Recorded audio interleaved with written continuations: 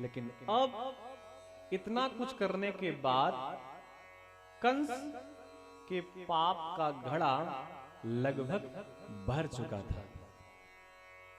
तभी नारद जी आए और नारद जी ने कंस को बताया कि कंस, जो कन्या तुम्हारे हाथ से छूट करके कहां चली गई थी, बोलो?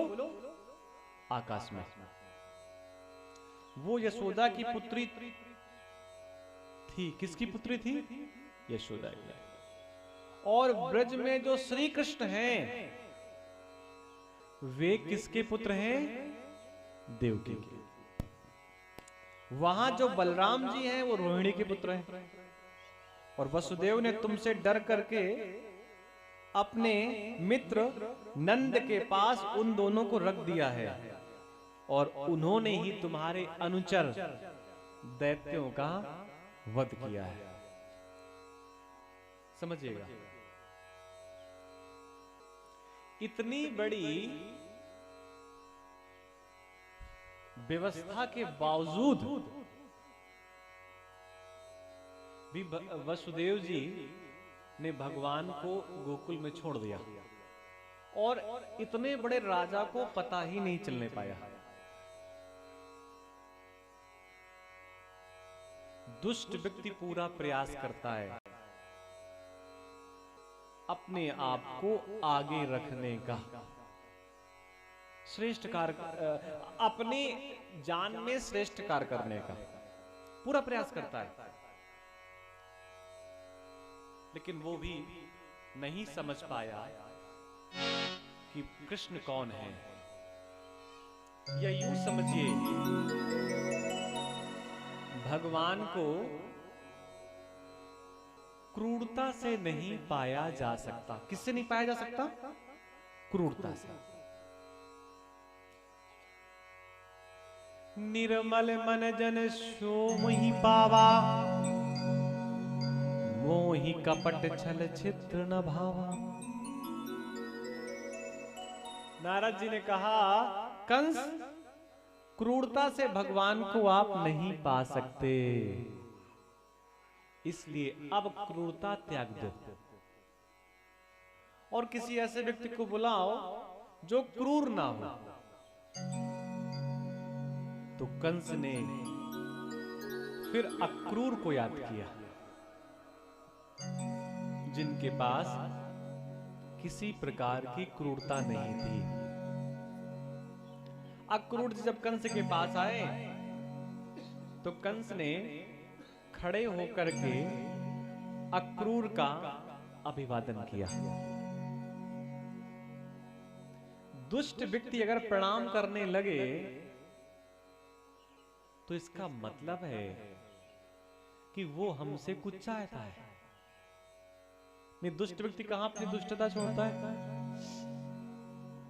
कंस ने जब प्रणाम किया अक्रूर को, तो अक्रूर समझ गया कि लगता है हमारा आखिरी दिन आ गया है।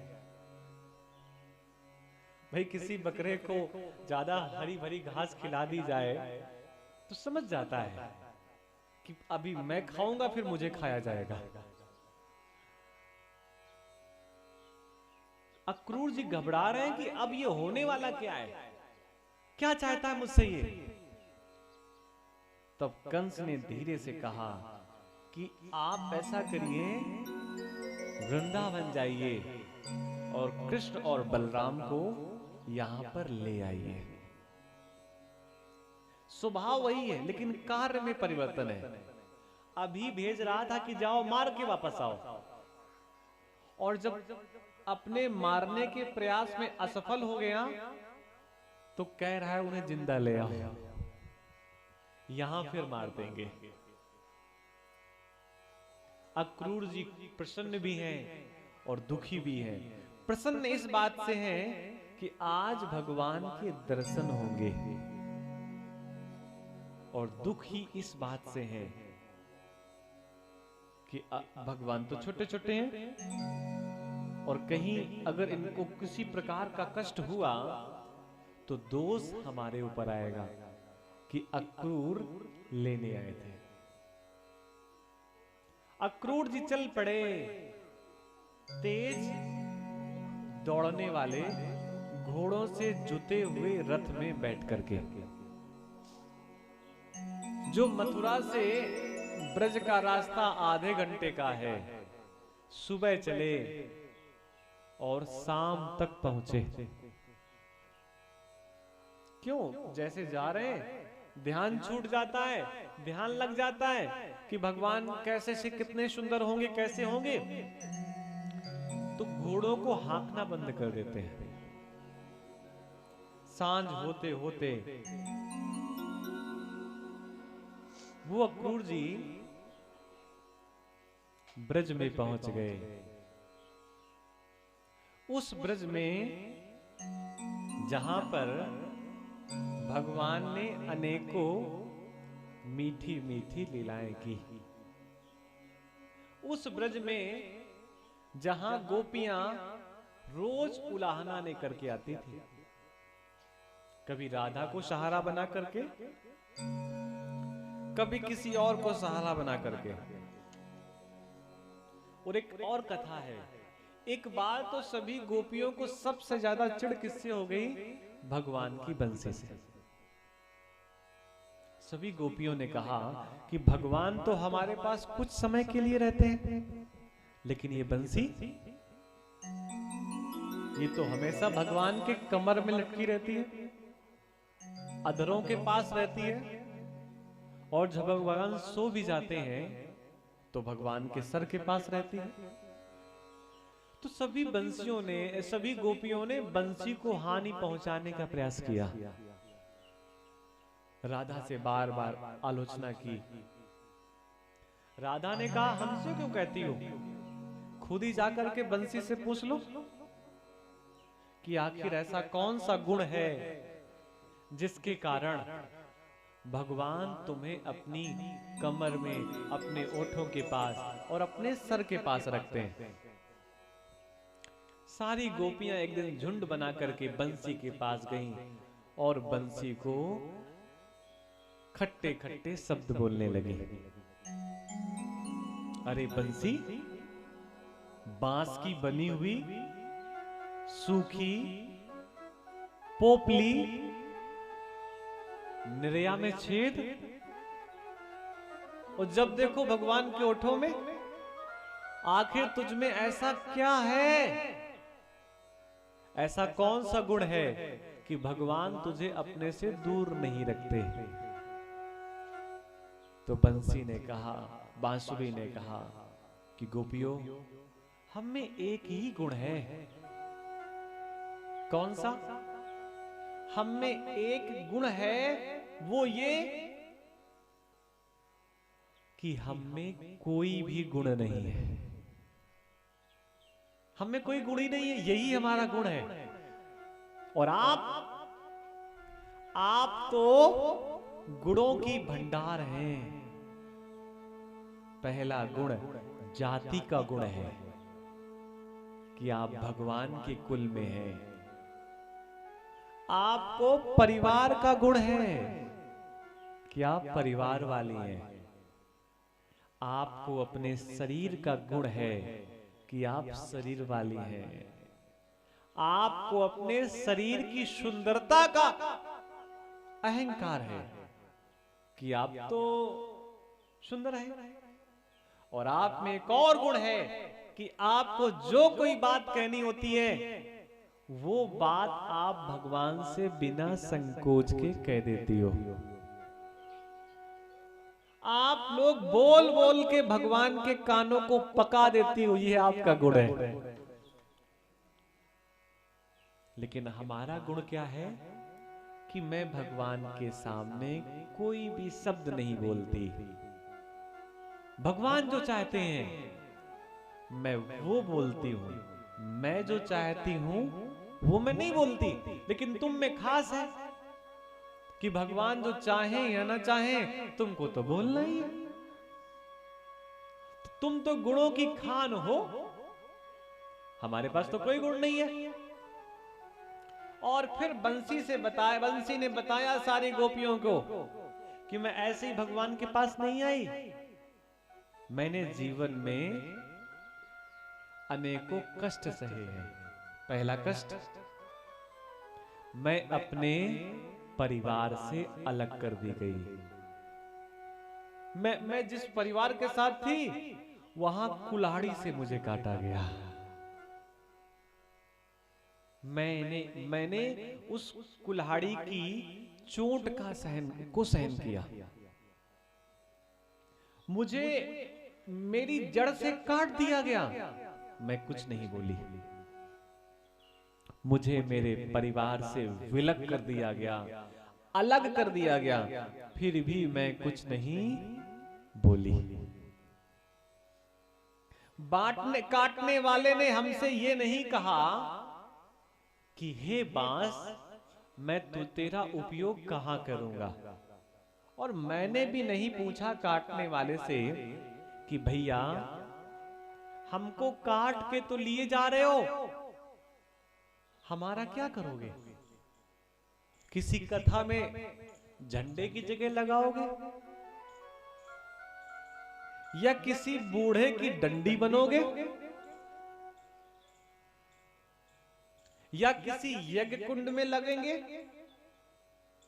या छप्पर में हमें बांधा जाएगा या ट्रैक्टर में बांधा जाएगा? हमने नहीं पूछा।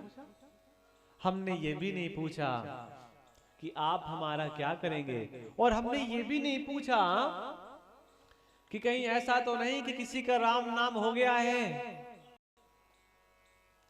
तो सैया बनाने के लिए लिए जा रहे हो। मैंने कुछ नहीं पूछा। उसके बाद मुझे छीला गया, मैं उस दर्द को सहन करती रही। और केवल इतना ही नहीं,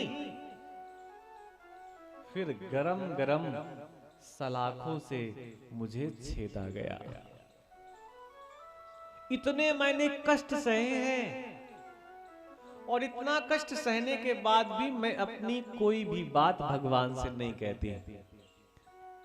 भगवान को जो कुछ कहना होता है, जैसा वो सुर चाहते हैं वो मुझसे निकालते हैं।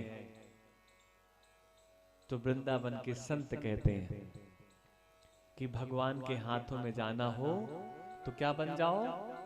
बांस बन जाओ। जीवन है तेरे हवाले मुरलिया वाले, जीवन है तेरे हवाले मुरलिया वाले, जीवन है तेरे हवाले मुरलिया वाले, जीवन है तेरे हवाले मुरलिया वाले। प्यारे मुरलिया वाले बाके मुरलिया वाले, प्यारे मुरलिया वाले बाके मुरलिया वाले, प्यारे मुरलिया वाले बाके मुरलिया वाले, प्यारे मुरलिया वाले बाके मुरलिया वाले। जीवन है जीवन है जीवन है तेरे हवाले मुरलिया वाले, जीवन है तेरे हवाले मुरलिया वाले।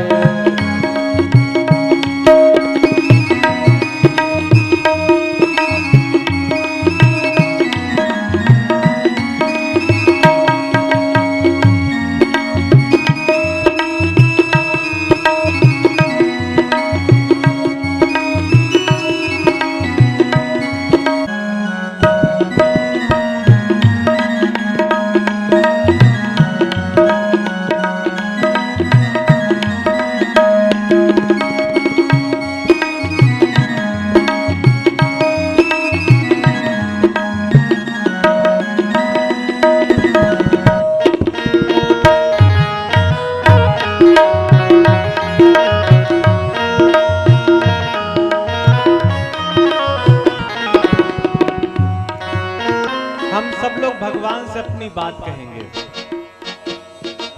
हमें कठपुतली तेरे हाथ की, हम कठपुतली तेरे हाथ की, हमें कठपुतली, हमें कठपुतली, हम हम कठपुतली, हम कठपुतली, हम कठपुतली तेरे हाथ की, हम कठपुतली तेरे हाथ की। चाहे जैसे नचा ले मुरलिया वाले, चाहे जैसे नचा ले मुरलिया वाले, जीवन है तेरे हवाले मुरलिया वाले।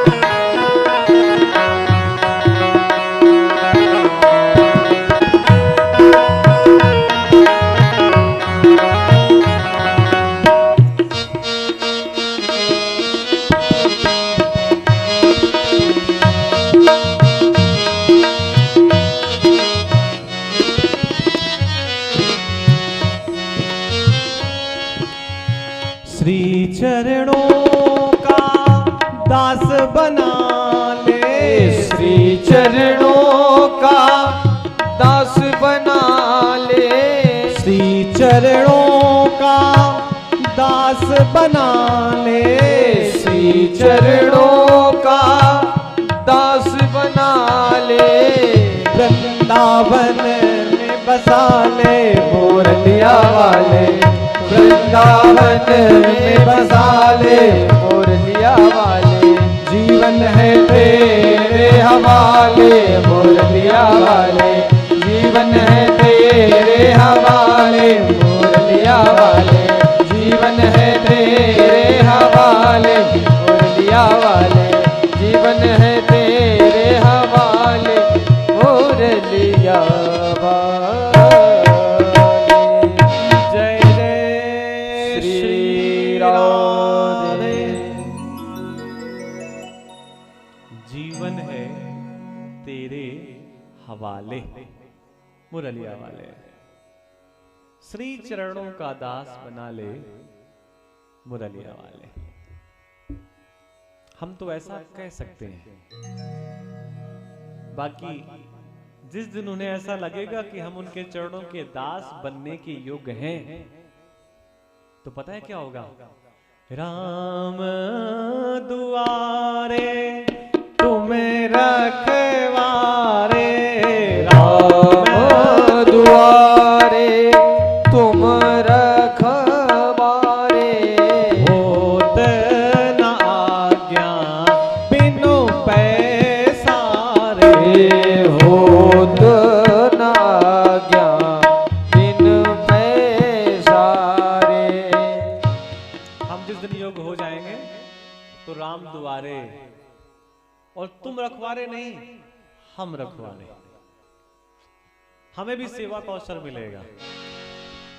निश्चित मानिए वो श्रेष्ठ लोग हैं जो मंदिरों में सेवा दे रहे हैं, पूरा समय दे रहे हैं। अक्रूर जी निकल पड़े भगवान की तलाश पे। सांझ होते होते ब्रज में आ गए और पहुंच गए भगवान के द्वार में। भगवान ने काका काका काका कह करके अपने काका को प्रणाम किया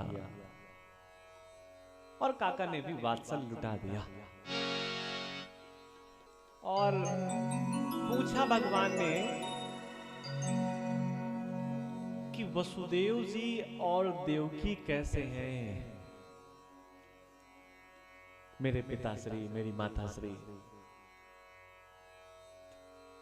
सारे संदेश दिए। रात हुई, एकांत में भगवान ने अक्रूर जी से चर्चा की। इस समय भगवान लगभग 11 साल के पूरे हो चुके हैं और पूछा भगवान ने अक्रूर जी से कि अक्रूर जी, अकस्मात एकाएक बिना सूचना के आने का प्रयोजन क्या है? तब अक्रूर जी ने पूरी बात बता दी कि कन्हैया, हम तुमको अपने साथ ले जाने आए हैं। और एक बात और कह दी कि कृष्ण, अगर तुम हमारे साथ नहीं गए तो दुष्ट कंस मथुरा के श्रेष्ठ सैनिकों के साथ ब्रज में आक्रमण कर देगा और सब कुछ नष्ट कर देगा, कुछ नहीं बचेगा।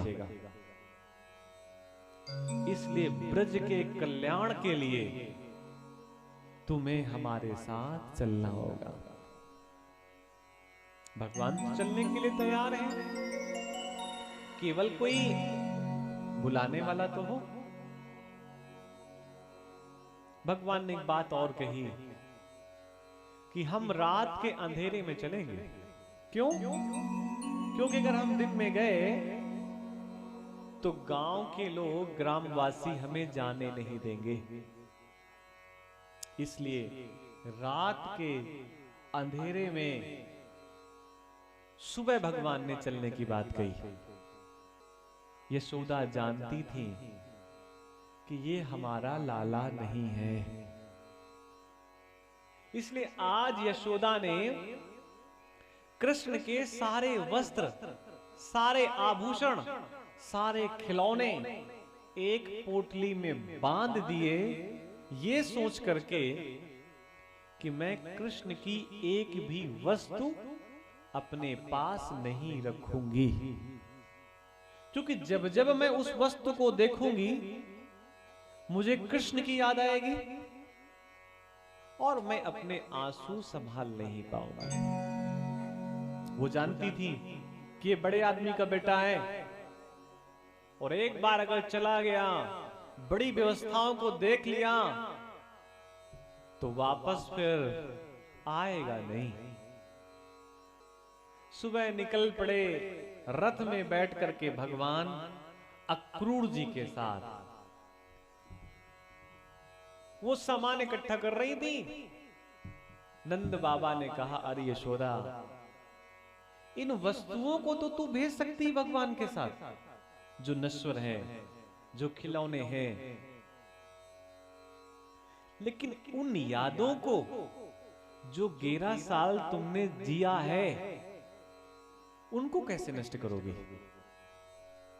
उन स्मृतियों को, उन विस्मृतियों को, उन चित्रों को, वो भगवान की लीलाएं, जब वो माखन चोरी कर रहे हैं, जब तुमने उन्हें डांट करके उखल से बांध दिया, जब उन्होंने 7 दिन तक, 7 साल की अवस्था में 21 किलोमीटर लंबे चौड़े गोवर्धन को अपनी कनिष्ठिका उंगली में उठा करके रखा, उसके बाद जब तुमने उन्हें 56 प्रकार का भोग लगाया, दूध से अभिषेक किया, इन यादों को कैसे भुलाओगी? लिपट के रो पड़ी। भगवान जब सुबह भोर को 4 बजे निकले तो कोई नहीं चाहता कि ईश्वर हमसे दूर चला जाए। सभी ने सोचा कि हम भगवान को जाने नहीं देंगे। जिस रास्ते से रथ जा रहा था उसी रास्ते पर गोपियां खड़ी हो गई। भगवान ने कहा कि ऐसा करो, रथ मोड़ दो, दूसरे रास्ते से चलो। तो मालूम पड़ा दूसरे रास्ते में भी गोपियां हैं। कुल मिला के कोई भी ऐसा रास्ता नहीं है जहां पर गोप ग्वाल गोपियां खड़ी नहीं है। कोई नहीं चाहता कि भगवान छोड़ करके जाएं। भगवान को लगा क्या करें, कैसे इन रोते हुए चेहरों को हंसाएं। तो भगवान को एक लीला सूझी, अपनी कमर पे हाथ रखा तो वो बांसुरी जो कमर में रहती थी आज गायब थी। तो भगवान ने श्री राधा जी की ओर देखा और पूछा इशारों इशारों में कि आपने क्या बांसुरी ली? तो राधा जी ने इशारों इशारों में कह दिया, हाँ हमने बांसुरी ली। तो सभी कोई हंसे मुस्कुराए, इसलिए भगवान ने राधा से कहा, ये तुमने बहुत अच्छा किया, बांसुरी चुरा ली। अब बांसुरी का कोई काम ही नहीं है। बहुत हुआ नाच गाना, बहुत हुआ नृत्य, बहुत हुआ संगीत, बहुत हुई रासलीला, अब तो चलेगा सुदर्शन।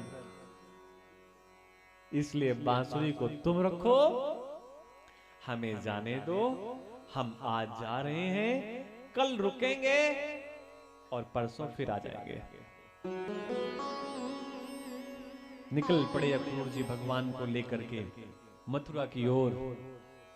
रास्ते में भगवान अक्रूर जी ने स्नान किया और जैसे मथुरा की धरती पर पहुंचे, भगवान ने धरती को नमस्कार किया और अक्रूर जी से कहा कि अक्रूर जी आप हमको यहीं छोड़ दीजिए, हम शहर घूम करके आएंगे।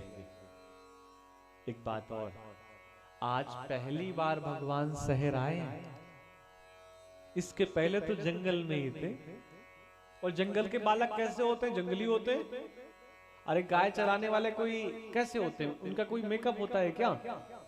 वो कोई सुंदर होते हैं क्या? उनके तो कपड़े अपने आप पहले से गंदे हो जाते हैं, ग्वालों के, गौवे चराने वालों के। तो भगवान को ऐसा लगा सब कुछ तो ठीक है, हमारे पास वस्त्र नहीं है और हम भांजे किसके हैं? यहाँ के राजा के। और अगर ऐसी अवस्था में जाएंगे और लोगों से बताएंगे कि हम कंस के भांजे हैं, तो हमारे मामा का अपमान होगा। वैसे तो भगवान को किसी वस्तु की आवश्यकता नहीं है, लेकिन फिर भी भगवान ने कहा, वहीं पर एक रजक को देख करके, रजक किसको कहते हैं? कपड़े धोने वाले। हम सब भी दिन में एक बार रजक बनते हैं। क्या बनते हैं? रजक। जब हम कपड़े को ठीक कर रहे होते हैं, धुल रहे होते हैं, साफ कर रहे होते हैं, तो भगवान ने कहा, अरे भैया हमारे पास कपड़े नहीं हैं और हमें वस्त्र दे दीजिए। अब वो कंस का सेवक था, अहंकार में भरा हुआ था। अहंकारी व्यक्ति का सेवक भी अहंकारी होता है।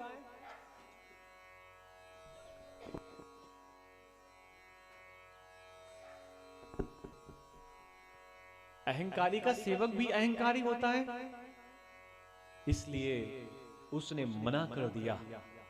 ये वही रजक था जिसने माता सीता पर झूठा लांछन लगाया था। भगवान को ऐसा लगा अब इसको दंड देना चाहिए। भगवान ने एक मुष्टिक प्रहार किया, रजक के प्राण निकल गए और जो उसके पास वस्त्र थे, भगवान ने वस्त्र धारण कर लिए। अलंकार प्रियम विष्णु, भगवान ने सुंदर वस्त्र धारण कर लिए। और वो कपड़े इतने बड़े थे कि भगवान को ऐसा लगा कि इन कपड़ों को ठीक करना चाहिए।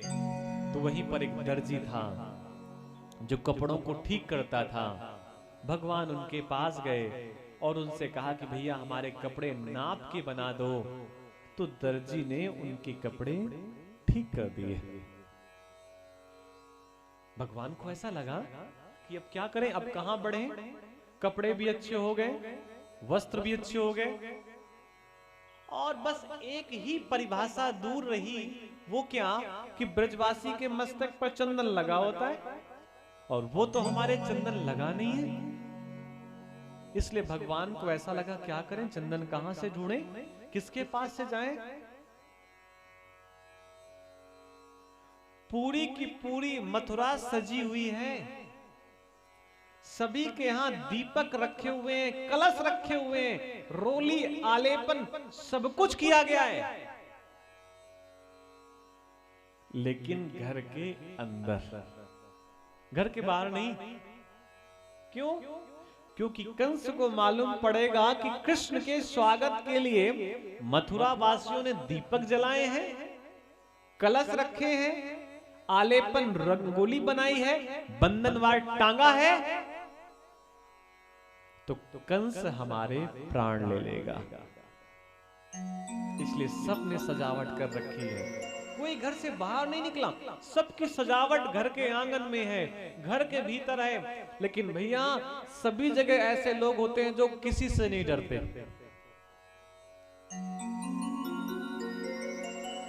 तीन जगह से टेढ़ी कुब्जा कंस की प्रमुख सेविका थी।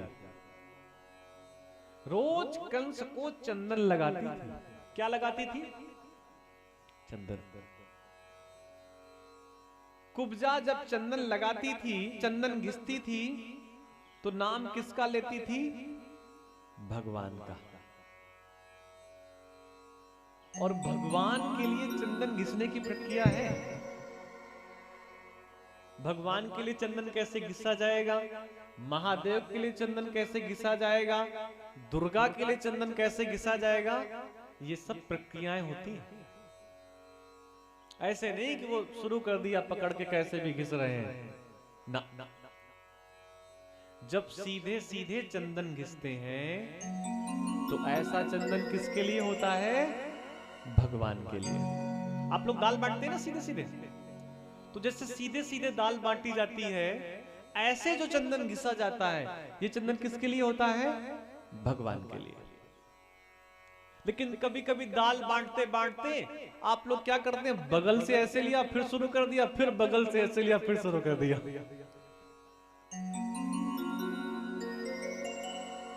तो ऐसा चंदन किसके लिए होता है? महादेव के लिए। प्रक्रिया है हर एक चीज की। लेकिन कभी कभी जब व्यक्ति नाराज हो जाता था दाल बांटते बांटते, तो कभी सिलबट्टे से ऐसे क्लॉकवाइज, कभी एंटी क्लॉकवाइज, जहां पे कोई नियम ना हो, ऐसा चंदन दुर्गा के लिए होता है। अब प्रक्रिया समझिए, जिसका चंदन सीधे सीधे, वो सीधे वाले भगवान, और जिसका थोड़ा सीधा और फिर टेढ़ा और फिर थोड़ा टेढ़ा बगल से, तो उनके लिए महादेव। और जिसकी तलवार ऐसी जिसमें दोनों तरफ धार, नंगी तलवार और दोनों तरफ धार, कभी क्लॉकवाइज, कभी एंटी क्लॉकवाइज, कभी सीधा, कभी उल्टा, ऐसा चंदन जगदम्बा के लिए घिसा जाता है। और फिर जगदम्बा के लिए चंदन उठाया कैसे जाता है? ऐसे घिस करके और फिर ऐसे रखा जाता है। और इसका मतलब समझते हैं? ये जगदम्बा के चंदन घिसने की प्रक्रिया है। चंदन किसको किस उंगली से कब लगाना है, इसकी प्रक्रिया है। बेटी अपने पिता को, पत्नी अपने पति को, मां अपने बेटे को चंदन कैसे लगाएगी? इस अनामिका से। और केवल इतना ही नहीं, फिर अंगूठे में चावल लेकर के ऊपर की ओर बड़ा करेगी। इसे कहते हैं विजय का प्रतीक। कुछ लोगों से कहा जाए तो ऐसे ही पकड़ के चावल डाल दिए।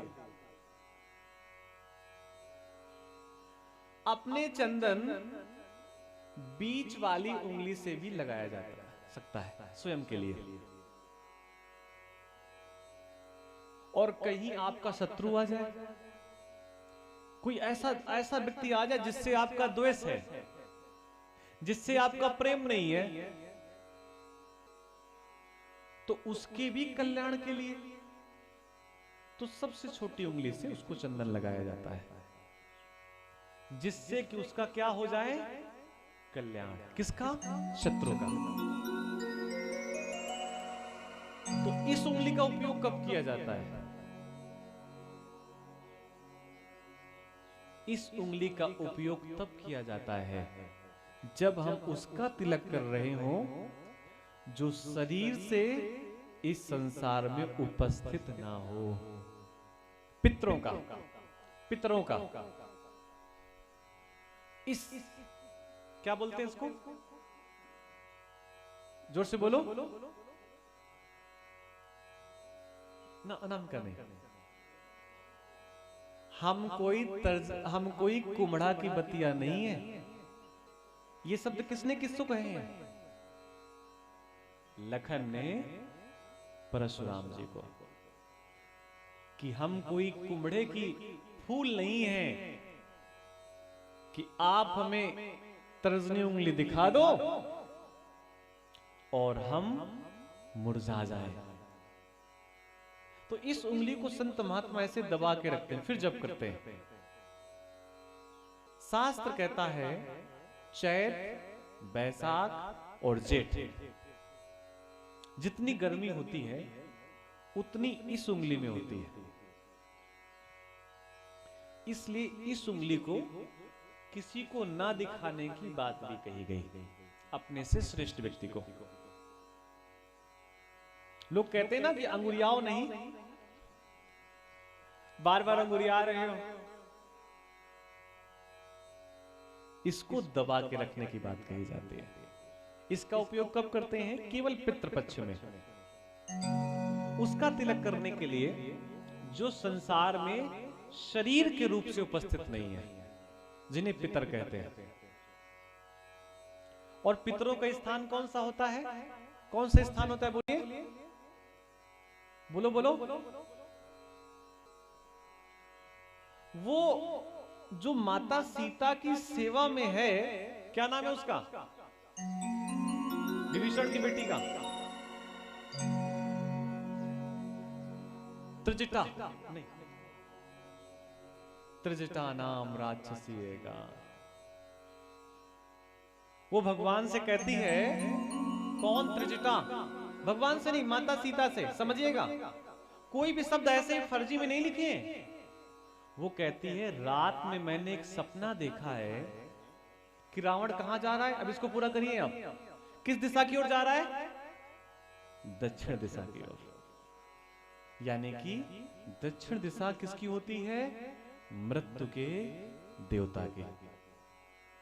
इसीलिए दक्षिण की ओर पैर करके नहीं सोया जाता। हम दक्षिण की ओर पैर करके सो गए, कहीं मृत्यु के देवता गुस्सा हो गया तो सुबह जागने ना दे, ले जाए अपने पास। लेकिन उसकी वैज्ञानिक प्रक्रिया भी है कि दक्षिण की ओर सर रख के सोने की बात कही गई।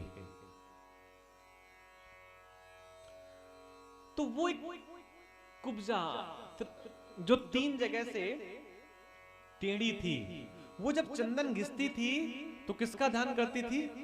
भगवान का। तो चंदन तो मथुरा में बहुत घिसते थे, लेकिन कंस को चंदन किसका प्रिय था? कुब्जा का। क्योंकि कंस बार बार डरता रहता था। कौन सी बात याद करके? ये कि कृष्ण आएगा, मेरे प्राण ले लेगा। इस बात को याद करके उसका मस्तक फट जाता था, दर्द होता था, भयंकर दर्द। और जब वो कुब्जा चंदन लेकर के आती थी और वो कंस जब अपने मस्तक पर लगाता था तो उसको शीतलता मिलती थी। आज वो कुब्जा बिना डरे, उसको भी पता है कि भगवान आने वाले हैं, तो उसने सोचा कि पूरे जीवन भर मैंने चंदन तो किसके नाम का घिसा है? गोविंद के नाम का। और मरने से पहले उसको बिना लगा सकी तो जीवन मेरा व्यर्थ है। और रही कंस की बात, तो वो क्या कर लेगा? वो कहते नहीं है, बाल भी बांका ना कर सके, चाहे जग बैरी ना, चाहे जग नाई होए, चाहे पूरा संसार अस्त्रा लिए घूमे, लेकिन बाल भी बांका ना हो सके, चाहे पूरा संसार नाई होए। उसने कहा वो मेरा क्या बिगाड़ेगा, मैं तो पहले ही 3 जगह से बिगड़ी हुई हूं। निकल पड़ी भगवान की खोज में, और भगवान ने बुलाया, अरे सुंदरी। एक बार आवाज लगाई, उसने पलट कर नहीं देखा क्योंकि सुंदर नहीं थी। दूसरी बार पुनः आवाज लगाई, तीसरी बार जब भगवान ने फिर आवाज लगाई तो उस कुब्जा को लगा पलट करके तो देखना चाहिए, कौन है जो मुझे पुकार रहा है। कुब्जा ने पलट कर देखा तो समझ गई कि ये गोविंद ही हो सकते हैं, क्योंकि जैसी छवि का वो चिंतन करती थी वैसी छवि उसने अपनी आंखों से देखी। इसलिए वो आई, बिना संकोच के भगवान के चंदन लगाया, सारे गोप ग्वालों के चंदन लगाया। बदले में भगवान ने उसे स्वरूपवान बना दिया। वो सुंदर हो गई, 3 जगह से टेढ़ी कुब्जा बिल्कुल सीधी हो गई। पंगु चढ़े गिरिवर वदन, गूंगो सुने और बहरो सुने और गूंगे बोले, अगर ईश्वर की कृपा हो जाए।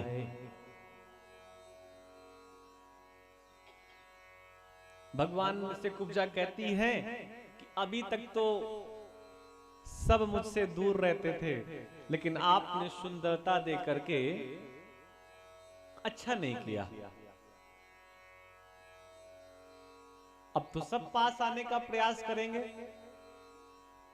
लेकिन आपने सुंदर बना दिया। और मैं नहीं चाहती कोई मुझे अपनाए, मैं चाहती हूं आप ही मुझे अपनाएं।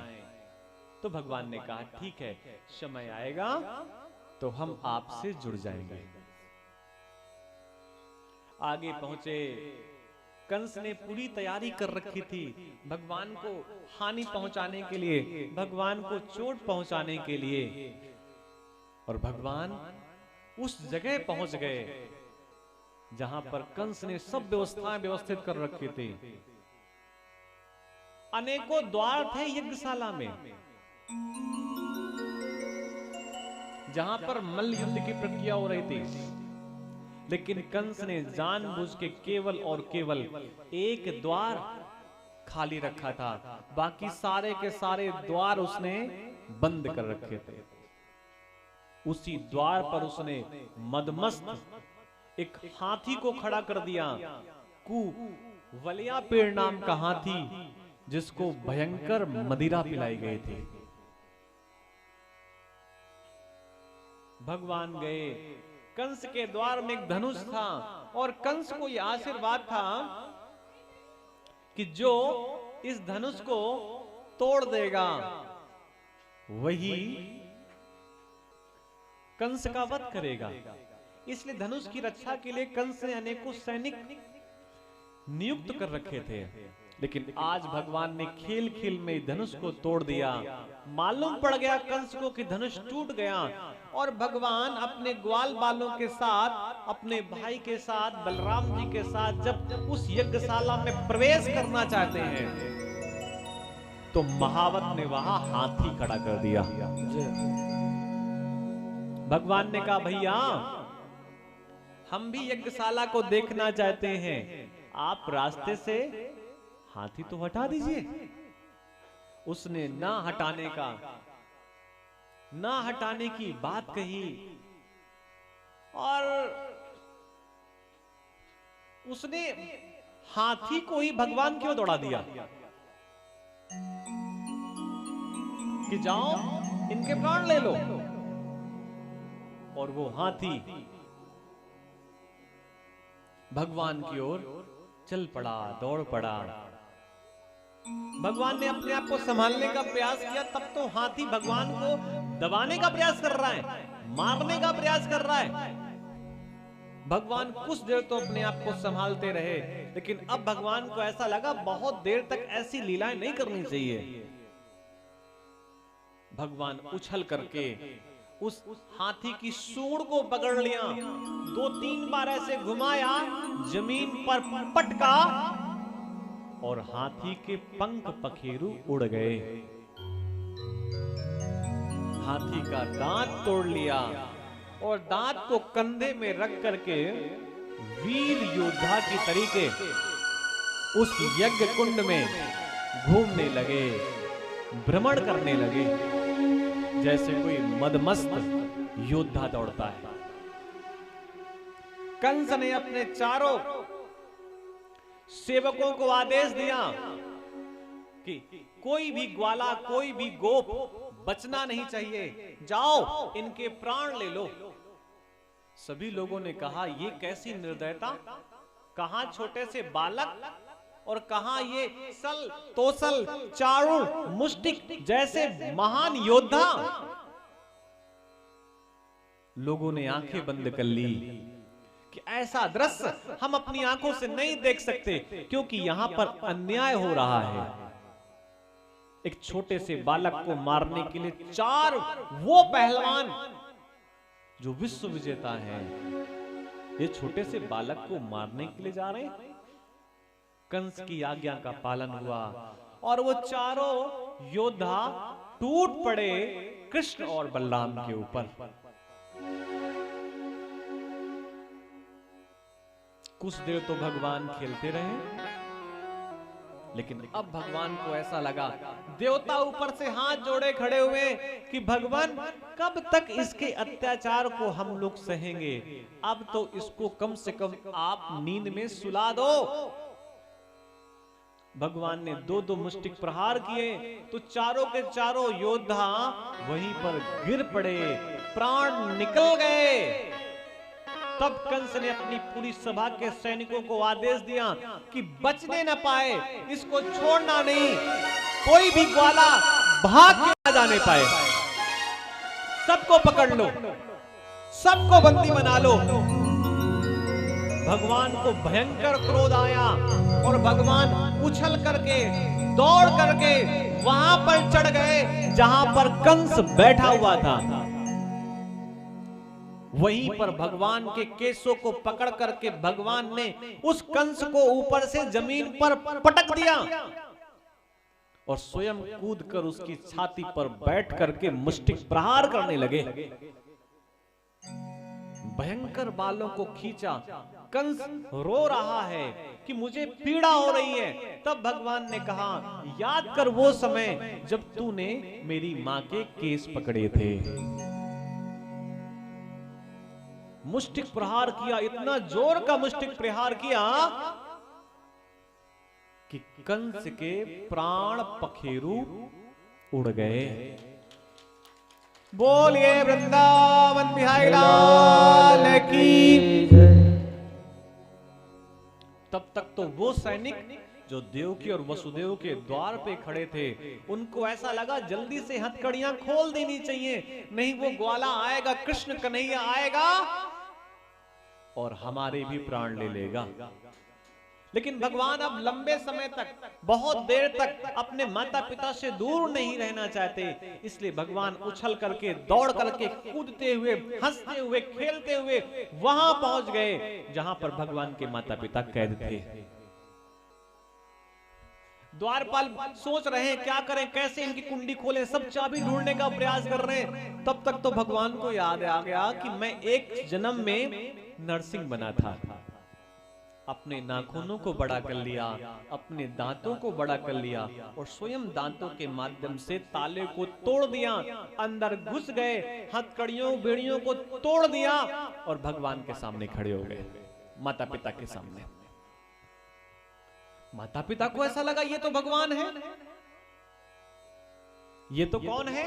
भगवान। और भगवान को क्या करना चाहिए? प्रणाम करना चाहिए।